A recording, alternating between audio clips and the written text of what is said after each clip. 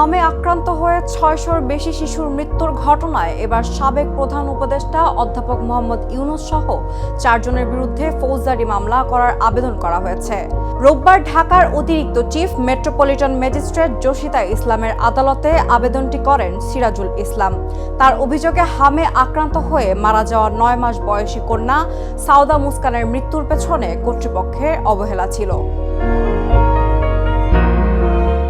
আবেদনে আরও যাদের নাম উল্লেখ করা হয়েছে তারা হলেন সাবেক স্বাস্থ্য উপদেষ্টা নূরজাহান বেগম, স্বাস্থ্য অধিদপ্তরের সাবেক মহাপরিচালক অধ্যাপক ডাক্তার মোহাম্মদ আবু জাফর এবং সাবেক প্রধান উপদেষ্টার প্রেস সচিব শফিকুল আলম।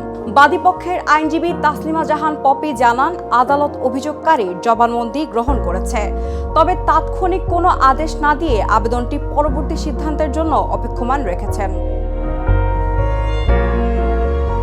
আবেদনে বলা হয়েছে, চলতি বছরের মার্চের শুরুতে সাউদা মুস্কান জ্বরে আক্রান্ত হয়। প্রথমে স্থানীয় হাসপাতালে চিকিৎসা নেওয়ার পর তাকে ভর্তি করা হয় ঢাকা মেডিকেল কলেজ হাসপাতালে।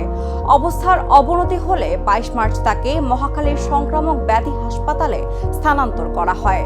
অভিযোগে আরও বলা হয়, হাসপাতালের চিকিৎসায় চরম অবহেলা ছিল। চিকিৎসক শিশুটির মাকে নিজেই অক্সিজেন দেওয়ার নির্দেশ দেন। পরে একজন পরিচ্ছন্নতা কর্মী এসে অক্সিজেন মাস্ক লাগিয়ে দেন। এর প্রায় ২ ঘন্টা পর শিশুটির মৃত্যু হয়।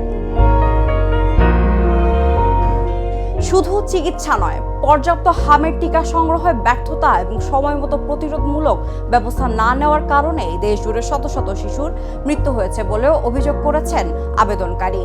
আদালত অভিযোগকারীর জবানবন্দি গ্রহণ করে আবেদনটি পরবর্তী আদেশের জন্য অপেক্ষমান রেখেছেন। উল্লেখ্য, গত ৮ জুন একই ধরনের আরেকটি আবেদন আদালত খারিজ করে দিয়েছিলেন।